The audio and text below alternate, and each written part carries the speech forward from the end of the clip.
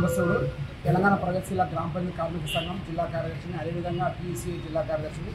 ఈరోజు ప్రధానంగా రాష్ట్ర కమిటీ ట్రిప్లో భాగంగా టోకన్ సమ్మె మహబూబ్నగర్ జిల్లా కేంద్రం నిర్వహిస్తూ ఉన్నాం.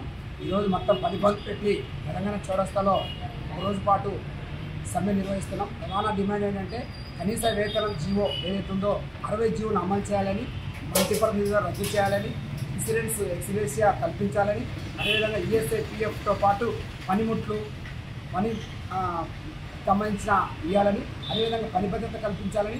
పంచాయతీ సెక్రటరీలు చాలా మానసికంగా వేదన చేస్తూ ఉన్నారు, ఒత్తిడి చేస్తూ ఉన్నారు. వాళ్ళలో ఒత్తిడిని తగ్గించాలని, ఆ విధంగా ఈరోజు ప్రతి గ్రామ పంచాయతీలో పనిచేస్తున్న కార్మికులు SC BCలే దాదాపు 80%, SCలు BCలు 20% ఈరోజు పనిచేస్తూ ఉన్న స్థితి ఉంది. ఇటువంటి SCల మీద ఈరోజు రాష్ట్ర గవర్నమెంట్ చిన్నచూపు చూస్తూ ఉన్న స్థితి కనిపిస్తూ ఉంది. కావున ఈ యొక్క సమ్మె చాలా న్యాయమైనది. కాబట్టి ఈ యొక్క న్యాయమైన సమ్మెకు ప్రభుత్వం వెంటనే స్పందించి మా జీతాలు పెంచాలని కోరుతా ఉన్నాం. నా పేరు శ్రీ వెంకటేష్, PCI రాష్ట్ర సహాయ కార్యదర్శి. ఈరోజు రాష్ట్ర వ్యాప్తంగా తెలంగాణ గ్రామ పంచాయతీ వర్కర్స్ యూనియన్ ఒక్కరోజు టోకన్ సమ్మె ఇచ్చింది. దాంట్లో భాగంగానే ఈరోజు మహబూబ్నగర్ జిల్లా కేంద్రంలో తెలంగాణ చౌరస్తాలో కార్యక్రమం నిర్వహణ చేస్తూ ఉన్నాం. ప్రధాన డిమాండ్ వాళ్ళ కనీస వేతనాలు ఇవ్వాలనేది అనేక సంవత్సరాలకు వెళ్ళి జాతీయ కార్మిక సంఘాలు డిమాండ్ చేస్తున్నాయి. ధరలకు అనుగుణంగా జీతాలు పెంచవలసిన అవసరం ఉంది. కాబట్టి ఈరోజు భార్య భర్త 2 పిల్లలు 4 జీవించాలంటే కనీసం 26,000 రూపాయలు నెలకు అవసరమైంది అనేది ఈరోజు కేంద్ర కార్మిక సంఘాలు అడుగుతూ ఉన్నాయి.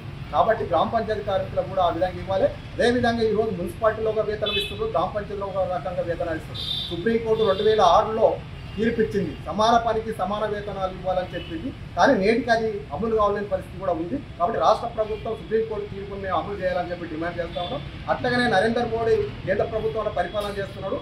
ఆయన గ్రామ పంచాయతీ కార్మికులకు కాళ్ళు కడిగి నెత్తిన తల్లుతున్నాడు. కానీ వాళ్ళు కడుపు నింపే పద్ధతిలో ఈరోజు కేంద్ర ప్రభుత్వం చట్టాలు మొత్తం కూడా సవరణ చేసి ఈరోజు కనీస వేతనాలను మొత్తం కూడా ఈరోజు 175 రూపాయలు అయితే ఒక రోజు మనిషి బతుకొచ్చు అని చెప్పి నరేంద్ర మోడీ పార్లమెంట్లో మాట్లాడే విషయాలు కూడా మనకు కనిపిస్తున్నాయి. కాబట్టి మేము కేంద్ర ప్రభుత్వంగా రాష్ట్ర ప్రభుత్వంగా డిమాండ్ చేయడం ఒకటే, ఈ రోజు ధరలకు అనుగుణంగా కార్మికులకు వేతనాలు ఇవ్వాల్సిన అవసరం ఉంది.